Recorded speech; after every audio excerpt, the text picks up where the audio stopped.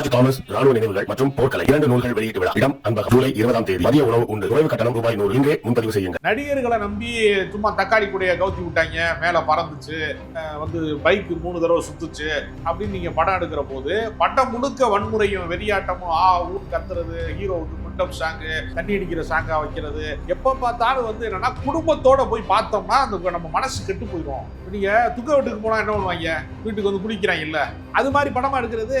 படம் முழுக்க வெட்டிக்கிட்டே இருக்கான். நடிகர்களை நம்பி சும்மா தக்காளி கூடைய கவுத்தி விட்டாங்க, மேல பறந்துச்சு, பைக் 3 தடவை சுத்துச்சு அப்படின்னு நீங்க படம் எடுக்கிற போது படம் முழுக்க வன்முறையும் வெறியாட்டமும் ஊர் கத்துறது, ஹீரோவுக்கு முண்டம் சாங்கு, தண்ணி அடிக்கிற சாங்கா வைக்கிறது, எப்ப பார்த்தாலும் என்னன்னா குடும்பத்தோட போய் பார்த்தோம்னா அந்த நம்ம மனசு கெட்டு போயிடும். நீங்க துக்க வீட்டுக்கு போனா என்ன பண்ணுவாங்க, வீட்டுக்கு குடிக்கிறாங்க இல்ல, அது மாதிரி படமா எடுக்கிறது. படம் முழுக்க வெட்டிக்கிட்டே இருக்கான். கார்பரேட் கம்பெனில உட்காந்து டைய கட்டிக்கிட்டே நான் நைட்டு ஒரு படம் பார்த்தேன், இந்த படம் பார்த்தேன், ஒரு யூரோப்பியன் ஃபிலிம் பார்த்தேன், கொரியன் படம் பார்த்தேன். அதே மாதிரி ஒரு ஸ்கிரிப்ட் சொல்லுங்கன்னு மதுரையில இருந்து வந்து போய் கேட்டுருக்கான். அவன் வாழ்ந்த வாழ்க்கையை தானங்க அவன் கதை எழுத முடியும். கதை எங்க இருந்து ஆகாயத்துல வந்தா குதிச்சா வருது கதை. அப்ப நல்ல படம் எடுக்க துப்பு இல்லாதவன் பூரா ரிவ்யூ போடாத, அவன் தான் காரணம், இவன் தான் காரணம். கதாசிரியர்ங்கிற இனத்தையே அழிச்சு ஒழிச்சுட்டேன். இந்த அருகி வரும் இனம், புலிகளின் இனம் குறைந்து வருகிறது, மானின் இனம் குறைந்து அப்படிலாம் சொல்லுவாங்க. சில காடுகளில் புலிகள் இப்போ குறைஞ்சிருச்சு எண்ணிக்கை அப்படின்னாங்கிறாங்கல்ல. அது மாதிரி தமிழ் சினிமாவில் கதாசிரியர்கிற இனத்தை அழிச்சு விட்டாங்க. அழிச்சிட்டு தற்கொலைகளும் தருதலைகளும் கதை எழுதுறான். அது கன்றாவியா இருக்குமா, ஏற்கனவே வாந்தி எடுக்கிற மாதிரி இருக்கு கதை. அதுக்கு 300 கோடி 200 கோடி செலவு பண்ணி இந்த ஜிம்முக்கு போயிட்டு வர 2 ஹீரோவை கூட்டிட்டு போய் சண்டை காட்சியெல்லாம் வச்சு எடுத்து அதில் ஒருத்தனை கொண்டு விட்டாங்க. இப்போ பாரஞ்சி படத்தில் சொல்லிட்டாங்க, 2 வேலை செய்யறவன. அது மாதிரி ஆளுகளை வச்சு உயிரை கொடுத்து எடுத்து 200 கோடி 300 கோடிக்கு பார்த்தா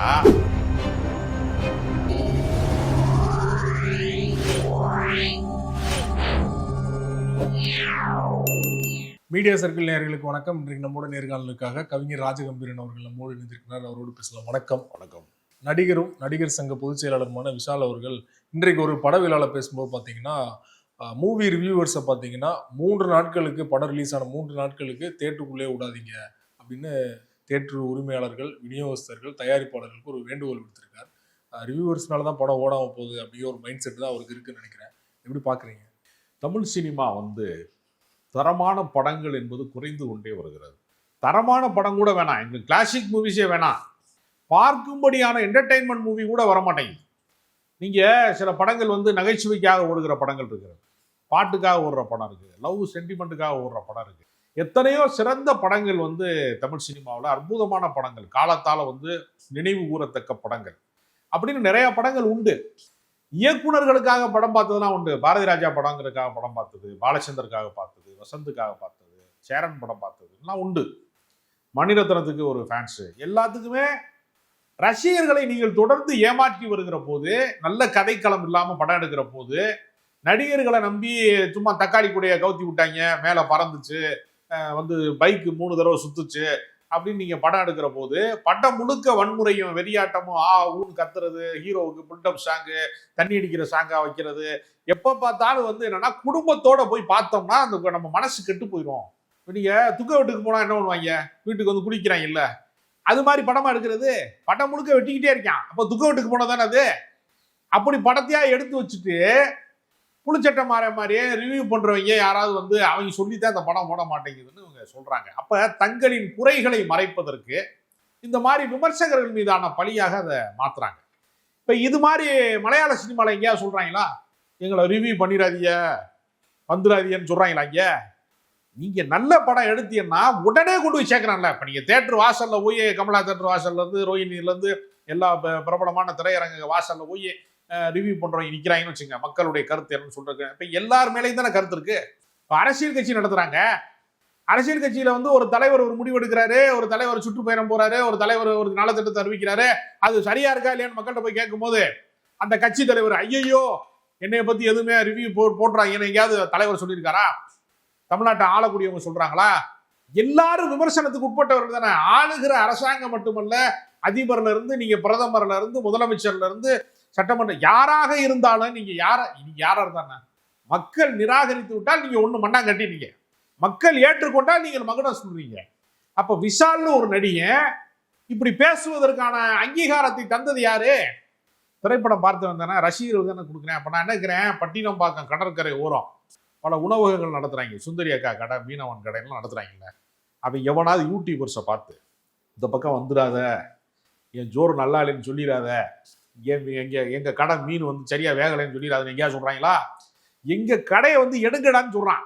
ஃபுட்டு ரிவ்யூவர்ஸுக்கு வந்து பணம் கொடுக்குறான், 2 லட்சம் 3 லட்சம் கொடுத்து பல பெரிய பெரிய குண்டைங்கெல்லாம் வந்து தின்னுட்டு போய் அந்த படத்தை அந்த கடையினுடைய உணவை பற்றி, ருசியை பற்றி பேசுகிறாங்கல்ல. அப்போ ஃபுட்டு ரிவ்யூ பண்ணுறவனை வரவேற்கக்கூடிய கடைகள் இருக்கும்போது நான் எடுத்த படத்தை பற்றி நீ பேசிடாதேன்னு சொல்கிறேன்னா இது ஜனநாயக நாடு, இது கருத்துரிமை இருக்கிறது. ஒவ்வொருத்தருக்கும் சொந்த கருத்து. நான் என்ன சொல்கிறேன், நான் உழைச்ச காசில், நான் சம்பாரிச்ச காசில் 4 மணி நேரத்தை நான் திரையரங்கத்துக்கு செலவு பண்ணுறேன். என் வீட்டிலேருந்து புறப்படுற நேரம், பயண நேரம், டிக்கெட்டு ஏற்கனவே ஆன்லைனில் புக் பண்ணியிருந்தா அதுக்கான நேரம், அப்புறம் நீ உள்ளே கூட்டு போய் அடைச்சி வைக்கிற, குடிக்க தண்ணி இல்லாமல் அடைச்சி வைக்கிற ஒரு இடத்துல கொண்டு போய் நீ தண்ணி பாட்டு வந்து 1 டம்ளர் சைஸில் இருக்கிற 200 மில்லி இருக்கிறத வந்து 50 ரூபாய்க்கு விற்கிறான். ஒரு பாப்கார்னை கொண்டே 400 ரூபாய்க்கு விற்கிறான். இவ்வளோ கொடுமையை நான் எதுக்காக சேர்க்கிறேன்? நீ ஒரு நல்ல படத்தை எடுத்திருப்ப, நீ ஒழுங்காக நடிச்சிருப்ப, என்னை ரிலாக்ஸ் பண்ணுவேன், என் வாழ்க்கையினுடைய எல்லா துயரங்கள்லேருந்து துரத்தப்பட்டு கொஞ்ச நேரம் இளைப்பாடுறதுக்காக, கொஞ்சம் டயர்டை போக்குறதுக்காக நான் வர்றேன். அங்கே என்னை ஏசி ரூமில் உள்ளே வச்சு, ஏசி தேட்டருக்குள்ளே உள்ளே வச்சு கும்மா குத்தா குத்துறிய, லாக்அப் சாவில் சாகுறவன் மாதிரி ஆடியன்ஸை வந்து வர்றவனை பூரா அடி விரட்டுறிய அடிச்சு. அப்போ அவனுக்கு கருத்து சொல்கிற உரிமை இருக்கா இல்லையா? நான் காசு கொடுத்துருக்கேன், 200 ரூபாய்க்கு டிக்கெட் எடுத்திருக்கேன், 400 ரூபாய்க்கு பாப்கார்ன் வாங்கியிருக்கேன், 50 ரூபாய்க்கு தண்ணி பாட்டு வாங்கியிருக்கேன், பயணத்துக்கு நான் வந்து ஆட்டோ போட்டு வந்திருக்கேன், ஓலா போட்டு வந்திருக்கேன், அல்லது பார்க்கிங்கில் பைக்கில் கொண்டு வந்தால் பார்க்கிங்க்கு நான் வராத தொகை கட்டியிருக்கேன். ஃபேமிலியோட போனால் 2000 ரூபா காலி. 2000 ரூபா காலி ஆகுதுல. 2000 ரூபாயில் மிடில் கிளாஸில் மளிகை சாமான் வாங்கி போட்டாங்கன்னா 1 வாரத்துக்கு சாப்பிட்டுருவாங்க. அவ்வளவு காசை கொண்டு வந்து உங்கள்கிட்ட கொடுக்குறேன், நீ வந்து வாயில் பிளாஸ்டரிய மாட்டிக்க, படம் நல்லா இல்லைன்னா வெளியே போய் சொல்லிடாதாங்கிற, 3 நாளைக்கு சொல்லாதாங்கிற. 3 நாளில் தான் படம் செத்துருமே. அப்புறம் அதுக்கு முன்னாடி சொன்னா என்ன, சொல்லலை என்ன பாடி எடுத்துடலாம்ல. அது கடைசியாக ஒரு முகம் பார்த்துக்கங்கிற மாதிரி தானே வச்சுருக்க படத்தை. நல்ல கதாசிரியர்களை பூரா விரட்டி விட்டுவிட்டு, நல்ல இயக்குநர்களுக்கெல்லாம் வாய்ப்பு கிடைக்காம தெருவில் திரிய விட்டுட்டு நடிகர்களை ஆதிக்கம் பண்ணுறான். ஒவ்வொரு நடிகனுமே பார்த்தீங்கன்னா ஜிம்முக்கு போவான். நீங்கள் லைப்ரரிக்கு போன நடிகனை பார்த்துருக்கீங்களா? ரொம்ப வாசிப்பு பழக்கம் இருக்கிற நடிகனா சத்யராஜ் மாதிரி 1-2 பேர் இருக்காங்க, நான் இல்லைன்னு சொல்லலை. ஸ்கிரிப்டை கொடுத்தா கூட படிக்க மாட்டாங்க. ஒரு ஹீரோட்ட நான் சொல்கிறேன், நான் ஒரு ஸ்கிரிப்ட் ஒன்று பண்ணியிருக்கேன், இதை படித்து பாருங்கன்னா, படித்தா நான் செத்துருவேங்கிறான். வாசிப்பு பழக்கம் வந்து தற்கொலைக்கு சமம் நினைக்கக்கூடியவங்க எல்லாம் கதாநாயகர்களாக இருக்கான். அடிப்படை அறிவுங்கிறதே இல்லாதவங்க பூரா ஹீரோவாக இருக்கான். அப்போ நீ ஸ்கிரிப்ட் படிக்க மாட்ட, நாட்டில் என்ன நடக்குதுன்னு தெரிய மாட்ட, அப்டேட் தெரியாது. நீ வந்து கார்பரேட் கம்பெனியில் உட்காந்து டையை கட்டிக்கிட்டு. நான் நைட்டு ஒரு படம் பார்த்தேன், இந்த படம் பார்த்தேன், ஒரு யூரோப்பியன் ஃபிலிம் பார்த்தேன், கொரியன் படம் பார்த்தேன். அதே மாதிரி ஒரு ஸ்கிரிப்ட் சொல்லுங்கன்னு மதுரையிலேருந்து வந்தவன்கிட்ட போய் கேட்டுருக்கான். அவன் வாழ்ந்த வாழ்க்கையை தானங்க அவன் கதையை எழுத முடியும். கதை எங்கே இருந்துன்னு ஆகாயத்தில் வந்தால் குதிச்சா வருது கதை. அப்போ நல்ல படம் எடுக்க துப்பு இல்லாதவன் பூரா ரிவ்யூ போடாத, அவன் தான் காரணம், இவன் தான் காரணம், போடக்கூடாது அப்படின்னு சொல்றது இருக்குல்ல, இது கருத்துரிமைக்கு எதிரானது, இது ஜனநாயகத்துக்கு எதிரானது. ஏற்கனவே கோர்ட்டில் காரி துப்பிட்டாங்க, இந்த மாதிரி ஒரு வழக்கை போட்டு காரி துப்பிட்டாங்க. அதனால இது வந்து முதல்ல ஒரு விஷயம் என்னன்னா, தமிழ் சினிமா சீர்திருத்தப்படணும்னா மலையாள சினிமா மாதிரி ஆகச்சிறந்த கதாசிரியர்களை கௌரவிக்கிற ஒரு நடைமுறைக்கு வரணும். ஒரு பிரபலமான எழுத்தாளர் என்கிட்ட சொன்னாரு, ஒரு வெற்றி பெற்ற படத்தை சொல்லி அந்த பேரை சொல்ல வேணாம்னு நினைக்கிறேன், இந்த படத்தோட கதை என்னோடதுன்னாரு. பிரபல எழுத்தாளர்.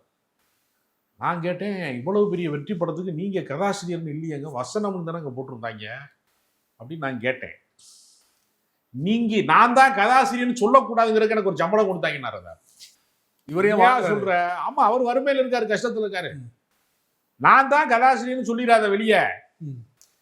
இப்ப என்னன்னா, ப்ரொடியூசரா இருக்கிறவங்கல்ல, ப்ரொடியூசர்ஸ் வந்து என்ன நினைக்கிறான்னா, டைரக்டர் வந்து கதை சொல்லணும்னு நினைக்கிறான். கதை சொல்றது யாரோட வேலை? கதாசிரியரோட வேலை. நம்ம ஊர்ல என்ன சொல்றான்னா, டைரக்டர் கதை சொல்லணுங்கிறான், ரைட்டர் கதை சொல்லணும்னு சொல்லலை. ஒரு சிறந்த கதையை தேர்வு செஞ்சுட்டு அதை விஷுவலா எப்படி மேக்கிங் பண்றது, காட்சி பூர்வமாக எப்படி வந்து அதை உருவாக்குறது, அதுதானே டைரக்டரோட வேலை. இங்கே அதுக்கு மாறா உள்டாவா என்ன சொல்றான்னா, டைரக்டர் கதை சொல்லணுங்கிறான். அப்புறம் பல டைரக்டர் கதை சொல்லவே தெரியாது, அவன் கதையும் தெரியாது, கதையை படிச்சிருக்க மாட்டானே. குமுதத்துல ஒரு பக்க கதைன்னு ஒண்ணு வருது, அதையே படிக்காதவன் பாதி பேர் டைரக்டர் இருக்கானே. பல பேர் கதையே தெரியாது. பிரபல இயக்குநர்களே கதாசிரியர்களா இல்லாதவங்க ரொம்ப பேர் இருக்காங்க. மிகப்பெரிய கமர்ஷியல் சூப்பர் டூப்பர் ஹிட்டு கொடுத்த எஸ்பி முத்துராம, KS ரவிக்குமார், இவங்கெல்லாம் அவங்க கதை எழுதி வந்து படமே பண்ணல. பாரதி ராஜாவே நீங்க பாத்தீங்கன்னா அவருடைய ஆகச்சிறந்த வெற்றி பெற்ற அத்தனை திரைப்படங்களுமே வேறு சில கதாசிரியர்களுடையது. அவரோடது இல்லை. கடலோர கவிதை வந்து ராஜேஸ்வர்னு ஒரு டைரக்டர், சீவலப்பேரி பாண்டியன் எடுத்தார்ல, அவரோட கதை. அலைகள் இதெல்லாம் மணிவண்ணன் கதை. வேதம் புதிதுங்கிறது கண்ணன் ஒரு எழுத்தாளரோட கதை. அவருக்கு அமெரிக்காவில் செட்டில் ஆகிட்டு இருக்காரு, ரைட்டர். அவரோட கதை எல்லாமே வேற வேற. முதல் மரியாதை வந்து ஆர் செல்வராஜ் கதை. இப்போ இவ்வளவு வெற்றி படங்களும் அவர் கொடுத்துருக்கிறாருன்னா கடலோர கவிதைகளும் அப்படித்தான். எல்லா படங்களுமே வேறு சில கதாசிரியர்களிடமிருந்து வந்த கதை. இந்த கதாசிரியருங்கிற இனத்தையே அழிச்சு ஒழிச்சு விட்டாங்க. இந்த அருகி வரும் இனம், புலிகளின் இனம் குறைந்து வருகிறது, மானின் இனம் குறைந்து அப்படிலாம் சொல்லுவாங்க. சில காடுகளில் புலிகள் வந்து இப்போ குறைஞ்சிருச்சு எண்ணிக்கை அப்படின்னாங்கிறாங்கல்ல. அது மாதிரி தமிழ் சினிமாவில் கதாசிரியருங்கிற இனத்தை அழிச்சு விட்டாங்க. அழிச்சிட்டு தற்கூரிகளும் தருதலைகளும் கதை எழுதுறான். அது கன்றாவியா இருக்கு. ஏற்கனவே வந்து வாந்தி எடுக்கிற மாதிரி இருக்கு கதை. அதுக்கு 300 கோடி 200 கோடி செலவு பண்ணி இந்த ஜிம்முக்கு போயிட்டு வர 2 ஹீரோவை கூட்டிட்டு போய் சண்டை காட்சியெல்லாம் வச்சு எடுத்து அதில் ஒருத்தனை கொண்டு விட்டாங்க. இப்போ பாரஞ்சித் படத்தில் ஷூட்டிங்கில் ஸ்டெண்டு வேலை செய்கிறவனை அது மாதிரி ஆளுகளை வச்சு உயிரை கொடுத்து எடுத்து 200 கோடி 300 கோடிக்கு பார்த்தா படம் மொக்கையா இருக்கு. இப்போ இவங்களுக்கு வந்து மொக்கையா இருக்குன்னு சொல்லாதேங்கிறான். என் படம் மொக்கையா இருக்குன்னு சொல்லாத. சில பொண்டாட்டியை சொல்லுவாங்க தெரியுமா, சில மனைவி என்ன சொல்லுவாங்கன்னா, நான் மோசமா சமைக்கிறேன்னு சொல்லாதீங்க, உங்க அம்மா தான் சொல்லுதுன்னா நீங்களும் சொல்லாதீங்க. இது வந்து பல பேருக்கு பொது வாழ்க்கை தானே இது. நீங்க நம்ம பேசுறோம், நல்லா பேசுறோமா இல்லையான்னு கீழே கமெண்ட் போடுறான்ல, நீ என்னடா பெரிய கிழிச்ச நீ அப்படி கேட்கறான்ல, அவனை போய் நீ என்ன கிழிச்சேன்னு கேட்காதுன்னு சொல்ல முடியுமா? நான் நினைச்சா 2 கமெண்ட்டை நீக்கலாம். அது நீங்க சேனல் நடத்துறாலும் தான் நீக்க முடியும், நான் நீக்க முடியாது. இல்லை பிளாக் பண்ணலாம், அவ்வளோதான் செய்ய முடியும். கமெண்டே போடாதுன்னு சொல்ல முடியுமா? கமெண்ட் செக்ஷன் இல்லைன்னு சொல்ல முடியுமா? கமெண்ட்டை நீங்க தடை செஞ்சாலும் விமர்சனம் செய்ய செஞ்சுவேன். அதனால விமர்சகர்கள் மீது வந்து குற்றச்சாட்டு சொல்றதுங்கிறது தன்பக்கத்தின் குறையை மறைக்கிற ஒரு முயற்சி. அதான் நான் பார்க்குறேன். இப்போ நீங்கள் சொல்கிற மாதிரி தமிழ் சினிமாவில் தான் கதாசிரியர்கள் ஒரு பஞ்சம் இருக்குது, இல்லைன்னா கதாசிரியர் யூஸ் பண்ண மாட்டாங்க. ஆனால் மலையாள சினிமாவில் பார்த்தீங்கன்னா அதற்கான அங்கீகாரம் நிறையவே கொடுக்குறாங்க இல்லையா? இப்போ தமிழ் டேரக்டர் நிறைய பேர் மேலே பார்த்தீங்கன்னா கதை திருட்டு குற்றச்சாட்டு இருக்குது. இதுக்கு வந்து கதாசிரியர் வச்சு அவங்கள்ட்ட காசு கொடுத்து படத்தை வாங்குறதுல, அவங்களுக்கு கதையை வாங்குறதுல அவங்களுக்கு என்ன ஒரு ஈகோ இருக்குதா, என்ன பிரச்சனை? இல்லை, அதாவது என்ன செய்கிறாங்கன்னா, இப்போ ஒரு படம் வெற்றி பெற்று விட்டது, அதோடைய அதர் லாங்குவேஜ் ரைட்ஸ் போகுது திடீர்னு. அதே படத்தை இந்தியில் ரீமேக் பண்ணுறாங்க. நம்மளே பல படங்களை பார்த்துருக்கோம். திருஷ்யம்ங்கிற படத்தை வந்து இங்கே வந்து பாபநாசம்னு கமலஹாசன் வச்சு எடுத்தாங்க. பல படங்கள் அப்படி மொழி மாற்றங்களுக்கு வருது. அதுக்கு பெரிய தொகை கொடுக்கப்படுகிறது, பல கோடி ரூபா தொகை கொடுக்கப்படுது. அது ரைட்டருக்கு போகக்கூடாதுன்னு ஒரு கெட்ட எண்ணம் இருக்கு எனக்கு டைரக்டர். அதனால என்ன பண்றான்னா, நான் தான் அதை உருவாக்குனேன், என் கற்பனையில தான் அது உருவாச்சு என்று இவனுக்கு அறிவு இல்லாத, கற்பனை திறன் இல்லாத நேரத்தில் தான் அதை உருவாக்குனேன்னு சொல்றதுக்கு நான் தான் ஆளினால் அழகுராஜா.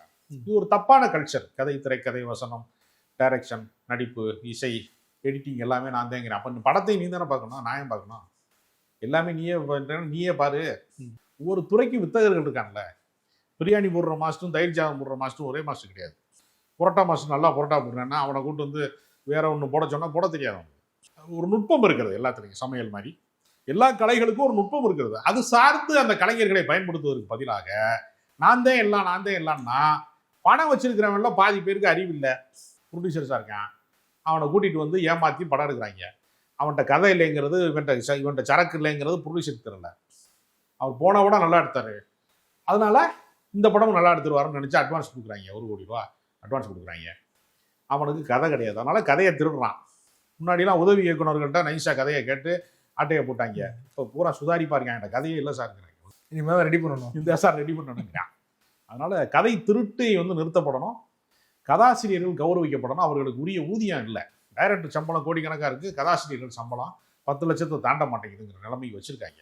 அதனால கதாசிரியர்கள் இனம்ங்கிறது அழிந்து போவதற்கு முக்கியமான காரணம் அவர்கள் கொண்டாடப்படணும். கலைஞரை கொண்டாடினா தான் அவன் குதூகலமாக இருந்தால் தான் அவன் வேலை செய்வான். அந்த இனத்தை அழிச்சிட்டான். கதை இலாக்கான்னு ஒன்று வச்சுருந்தாங்க அந்த காலத்தில். இப்போ கூட கலைஞானம்னு ரஜினிகாந்த் எல்லாம் வந்து முதல் படம் எடுத்த ப்ரொடியூசராக இருந்த ஒரு கதாசிரியராக இருந்த ஒரு கலைஞானம். அது மாதிரி நிறையா பேர் கதாசிரியர்கள் இருந்தாங்க. இப்போயும் ஆர் செல்வராஜ் இருக்காரு, கலைமணின்னு ஒருத்தர் இப்போ இல்லை, இறந்துட்டாரு. அதே மாதிரி இப்போ கிழக்கு சீமையிலேன்னு ஒரு படம் பயங்கரமாக ஹிட்டாச்சு பாரதி ராஜாவுக்கு. அது யார்? ரத்னகுமார்னு ஒரு பேராசிரியர், அவர் எழுதின கதை. அவரே டைரக்டராக வந்து தூத்துக்கிட்டார். அவர் சில படங்கள்லாம் எடுத்தார், ஓடலை. அப்போ டைரக்ட் பண்ணலாம் அப்படின்னு ஒரு ஆசை, எல்லாருக்கும் ஒரு ஆசை இருக்கு. ஆசைப்படுறது தப்பு இல்லை, அது தகுதி வேணும். அதைத்தான் நம்ம வந்து கதாசிரியர்களை வந்து மீண்டும் வந்து பழைய காலத்தில் இருந்துச்சு, அது இல்லாமல் பண்ணிட்டாங்க. அது மீண்டும் உருவாக்குவது தான் அதற்கு தேர்வே தவிர சினிமா விமர்சகர்கள் மீதான குற்றச்சாட்டாக மாற்றுவதுங்கிறது திசை திருப்புகிற வேலை. குறிப்பாக விஷால் பேசுறது காரணம் வந்து நிறைய ரிவ்யூவர்ஸ் வந்து படத்தை நெகட்டிவாக பேசி ஓட விடாமல் பண்ணிடுறாங்க அப்படிங்கிறது அவரோட பாயிண்ட் ஆஃப் வியூ இல்லையா? நிறைய தயாரிப்பாளர்கள் ரிவ்யூஸ் காசு கொடுத்து பாசிட்டிவா போடுங்க, மொக்க படத்தை கூட காசு கொடுத்து பாசிட்டிவா போட சொல்றவங்கள வந்து எதுவும் கண்டிக்க மாட்டாரு. அந்த தைரியம் இல்ல இல்ல விஷால். அப்படி முக்கப்படத்தை பாராட்டுனா அந்த ரிவ்யூ அதோட ரிவ்யூ பண்றேன் காலியாடுறான்ல, படம் காலியாகிறதாவது பரவாயில்ல. ஒண்ணு பேசுங்க, இல்லனா பேசாம விட்டுருங்க. பாசிட்டிவா பேசுங்க, இல்ல படத்தை சில நெகட்டிவா படங்களை பற்றி பேசாமலே விட்டுருவாங்க. அதுக்கு காசு கொடுக்குறாங்க இல்ல. ஆமா, அதெல்லாம் செய்யறாங்க. ஆனால் என்னதே செய்தாலும் அசலான படைப்பை வந்து நீங்க மறைக்கவே முடியாது. அது ஏதாவது ஒரு வடிவத்தில். இப்ப நான் என்ன கேட்கிறேன், இப்ப வந்து சோசியல் மீடியாலாம் வர்றதுக்கு முன்னாடி படங்கள் வெற்றி பெற்றது எப்படி? புதுமுகங்கள் நடிச்சு கூட வெற்றி பெற்றுக்கல. புதிய பாதையில பார்த்திபன் புதுமுகம், எத்தனையோ படங்கள் அந்த மாதிரி வெற்றி பெற்றுக்கலாம். அதெல்லாம் எப்படி வெற்றி பெற்றாங்க? மக்களுடைய வாய்மொழி.